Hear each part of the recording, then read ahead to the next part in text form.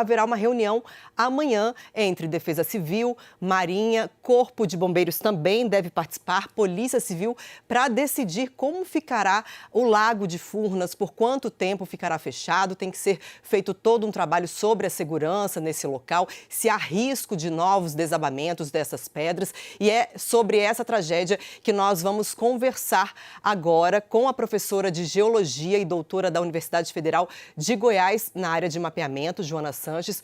Boa tarde, doutora Joana. Seja muito bem-vinda à CNN Brasil. Aqui Raquel Vargas falando com a senhora.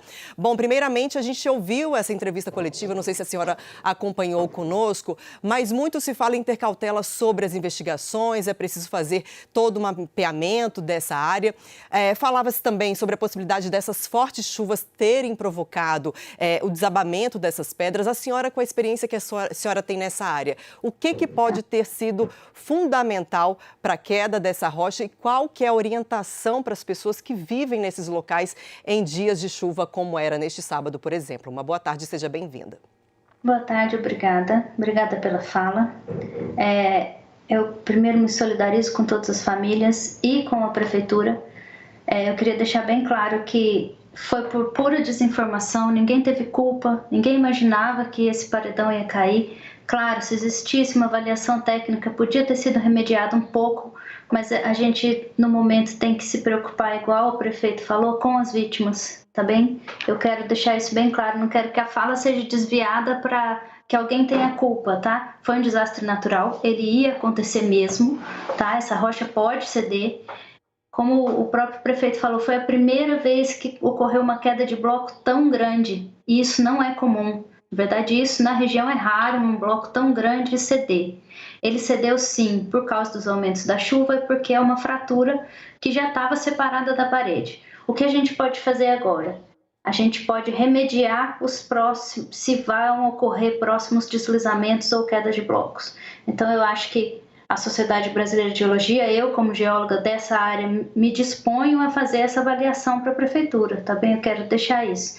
Não foi culpa nem de quem estava lá e nem dos gestores, porque foi pura desinformação, foi realmente uma fatalidade. A gente tem agora como gerir os próximos riscos, é isso. Podem ser geridos. Sim, a área devia estar interditada justamente pelas cabeças d'água e pelas intensas chuvas, mas não ocorreu e ocorreu essa fatalidade, sim. Doutora, boa tarde. Muriel falando com você agora. Para a gente entender um pouquinho mais, o prefeito falava que vai ser feito um estudo técnico nos próximos dias. O que esse estudo técnico, falando de forma, enfim, na sua especialidade mesmo, o que ele pode mostrar especificamente para essa região? Tá. O estudo técnico agora que deve ser realizado e estamos dispostos a ajudar, vai ser uma análise com drone medindo essas fraturas e vendo se há mais risco de fraturas que estejam separadas da parede tão grandes quanto essa estava. Eu já vi fotos da região do ano passado desse bloco que caiu, ele já estava separado da parede, claro que devem ter outros iguais, é por isso que a gente tem que remediar, alguns que ainda não caíram. A gente vai fazer uma análise técnica então, do tamanho dessas fraturas, se essas fraturas estão aumentando, se elas estão preenchidas por solo, se elas estão preenchidas por água, se existem blocos soltos em cima que podem ser derrubados manualmente para diminuir o risco da queda do bloco inteiro. E a gente vai com um mapa geológico de risco, né, com equipamentos técnicos em que a gente mede a direção dessas fraturas e o local de possível novas quedas que eu espero que não ocorram. Yuri Pita vem participar da conversa também. Yuri. Obrigado, Muriel. Boa tarde, Joana. Você falou de usar, por exemplo, drones para fazer esse monitoramento, para fazer essa avaliação técnica, além, imagino, outros equipamentos e provavelmente também ida em loco. Queria saber se é possível estimar um tempo que levaria esse trabalho, qual é o nível de complexidade que ele tem, levando em conta que essa é uma região bastante grande ali, todo esse reservatório de água ali para a usina de Furnas é uma área bastante ampla. Como é que seria o trabalho em termos de tempo, de complexidade, de necessidade de outros equipamentos? Sim, a gente vai precisar, primeiro, de uma equipe, né? E essa equipe, nesse caso, vai ter que contar com técnicas verticais também. Então, além do especialista geólogo, vão ter que ter especialistas em técnicas verticais para a gente poder descer alguns paredões e averiguar o tamanho dessas fissuras. A gente usa normalmente uma bússola e fita métrica para medir o tamanho dessas fissuras e coloca isso no mapa. E pode transformar esse mapa tridimensional também. Então, desse local aí a gente precisa de pelo menos um mês de mapeamento da região, tá? E aí com mais geólogos e com os especialistas em técnicas verticais, porque para a gente chegar na beira do paredão, a gente vai precisar estar amarrado, né? Tá preso, tá com segurança. Doutora, esse já é um trabalho que a senhora falou na primeira resposta de gestão de riscos. E a minha pergunta também é possível fazer tudo isso em época de chuva? Isso dificulta um pouco mais o trabalho dos especialistas na área? Vai dificultar um pouco, sim, mas é possível realizar em época de chuva, sim, com mais segurança. Então, nesse caso, a gente precisa ter equipamento suficiente que nos mantenha seguros para fazer essa avaliação. Doutora, a gente ouviu o prefeito falando que essas rochas, elas têm características mesmo de ter essas fendas, de ter essas fissuras. Então, uma queda como essa, ela é novidade, é atípica, mas a partir de agora, o que muda para vocês como estudiosos nessa área, que já eram acostumados a ver esse tipo de fenda, mas agora, de repente, começam a acompanhar uma queda de uma rocha tão grande como essa? Pois é, essa fatalidade nos põe à frente um pouco dessa característica técnica que geólogos, engenheiros geólogos e engenheiros geotécnicos podem realizar essa avaliação. Então, eu acho que é por pura desinformação da população, que não sabem o nosso trabalho e não sabem que a gente pode ajudar a corrigir esse risco ou diminuir esse risco, tá? Então, infelizmente, essa tragédia aconteceu, mas agora a gente espera que as pessoas entendam que é necessário realizar em pontos turísticos análises técnicas, sim, dos paredões. Essa rocha ela é intensamente fraturada naturalmente por causa das deformações que aconteceram na região há milhões de anos atrás. Existem quedas de blocos pequenos recorrentes. Uma fatalidade dessa realmente foi excepcional. A Renata Agostini chega para a nossa conversa. Renata. Como vai, Joana? Boa tarde. Eu acho que é esse ponto que reside a maior parte das dúvidas nesse momento. Tanto os porta-vozes dos bombeiros, prefeitos da região dizem que, apesar de quedas serem algo comum, o tamanho dessa rocha e a forma como ela cedeu foi um evento extraordinário.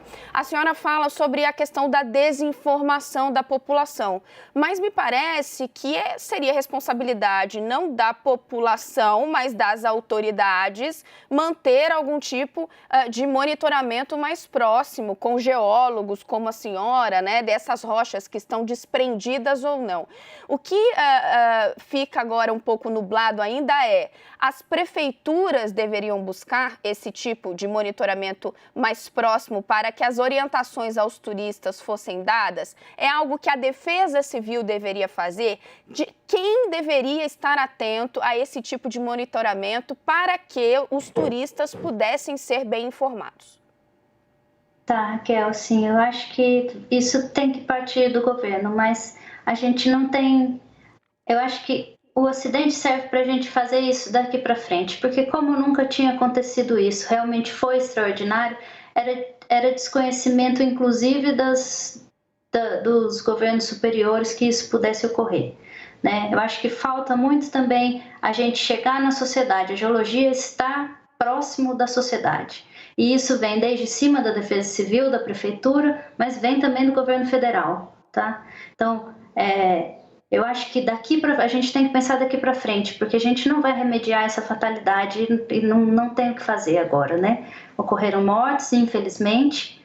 Esse local podia ter sido restrito, sim, mas não existia essa avaliação. Agora, daqui para frente, a gente tem que montar um esquema que seja nacional para existirem essas avaliações. Na sua avaliação, o que precisa mudar a partir de agora, doutora? Precisa que na norma técnica e na exigência que tenha uma lei que exija que exista avaliação técnica para não existir o risco de morte, o risco de fatalidades como essa. Então, a gente tem que partir para as instâncias superiores em que desde o governo federal, estadual até prefeituras, exijam que em locais turísticos tenha um mapeamento técnico que diga qual é o tipo de uso. A gente não quer que não tenha uso, por favor, o turismo tem que existir, ele tem que ser feito, ele faz parte da renda populacional de todos esses locais turísticos, mas, por exemplo, em época de intensa chuva, a gente pode direcionar e restringir algumas áreas que podem ter risco. Eu acho que o nosso papel é esse, não é proibir, mas é restringir em alguns momentos climáticos. Não só orientar, né, doutora, mas restringir, colocar um certo limite, até porque no dia anterior a Defesa Civil, aliás, no mesmo dia, emitiu um alerta de risco de cabeça d'água na região e mesmo assim a gente via ali cerca de 10, 12 embarcações. É um local que poderia ter muito mais turistas em dias ensolarados, chega a cerca de 30, 40 barcos, tinham em torno de 10, 12. Agora, como também conscientizar a população sobre isso? A população que está ali fazendo turismo, muitas vezes na ânsia de conhecer o local e diante de um tempo fechado de chuva, insiste em fazer um passeio no local que há um risco de tromba d'água, havia esse alerta da Defesa Civil, mas houve uma ocorrência ainda maior, mais trágica, como a que a gente viu ontem, doutora. Olha, eu acho que a gente tem que começar a educar mesmo, educar, nos mostrar, dizer para os gestores locais que é necessário, às vezes, restringir, e restringir para não ocorrerem tragédias. E assim, em época de sol, esse local vai continuar podendo ser visitado, sabe? Não tem que restringir totalmente. A gente pode abrir, só que em época de intensa chuva, ainda mais com a Defesa Civil dizendo que tinha risco de cabeça d'água, não era prudente estar ali. É isso. E que as pessoas se sensibilizem que são vidas que estão ali na frente. Não sou eu que sou especialista que estou falando assim, vai cair.